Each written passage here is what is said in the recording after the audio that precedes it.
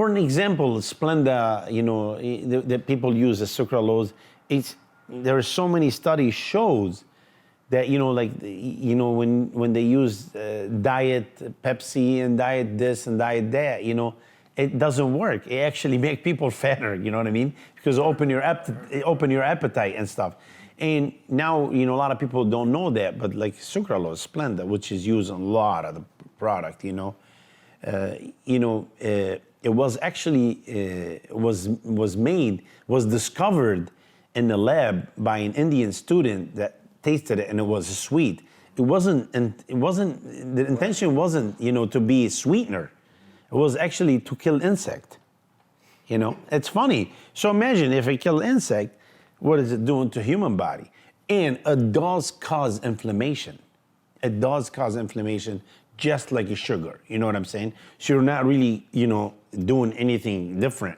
If you really want a healthy stuff, we're gonna stay away from anything that causes inflammation. And I found out really like stevia is the safest one because it might be having like that little aftertaste and stuff, but if you want something sweet, I use stevia, you know what I mean? Yeah, it's very healthy because it's actually on, you know, we go back to some studies and stuff, it shows it actually helps people with diabetes, you know, lower, you know what I'm saying? So it helps diabetes and actually helps you lose fat, you know, helps you lose weight, you know, like by controlling your appetite and stuff. So it's not bad. And so is the monk fruit. Monk fruit been on for thousands of years. The problem is the prices are so high, you know, yeah, very expensive. But you know, honestly, man, I tell people, if you want to have something, you know, and you're healthy, don't use Splenda. You know, if you're a healthy person, you want to have a cup of tea, you know what I mean? It's okay to put 2 teaspoons of sugar, you know what I mean? Get some good sugar, like maybe the real, you know, like organic or whatever, you know, it's not gonna hurt you. You know, better than using chemicals, because a lot of people don't know that, but you know what, dude? Some of the chemicals that you take it in, you know what's gonna happen to it? Your body don't know what to do to it. You know, your body does not do, it doesn't know what to do with chemicals. You know what it end up? As fat storage, believe it or not. So actually, chemicals is not really helping you. You know, some of the chemical, if your body don't know what it is, at least it knows what, you know, what sugar is, you know, sugar cane is, you know what I'm saying? It get digested and stuff. Like I said, it's like, you know, and everything in moderation, because people like, what they need to know, man, is like, you can't have a regular Pepsi that have one glass like this have 45 grams of sugar. Dude, you know what 45 grams of sugar? Do you ever put them in the glass? They're almost half the glass sugar. We're not talking about 2 teaspoons. You know, like my grandpa and grandma did.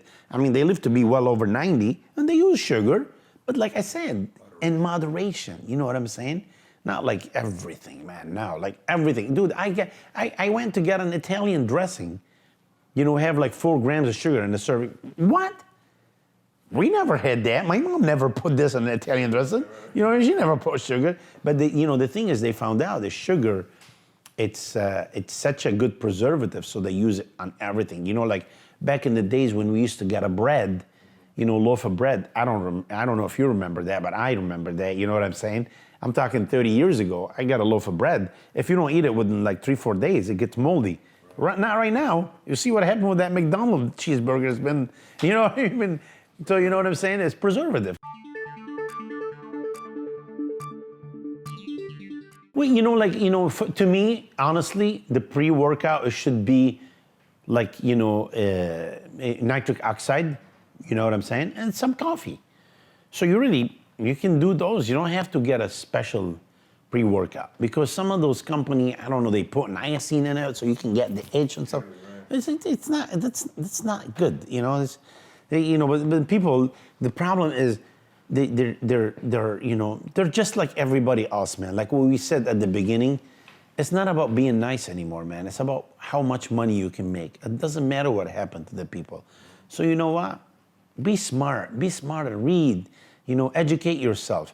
Nitric oxide is one of the best supplement on the market right now.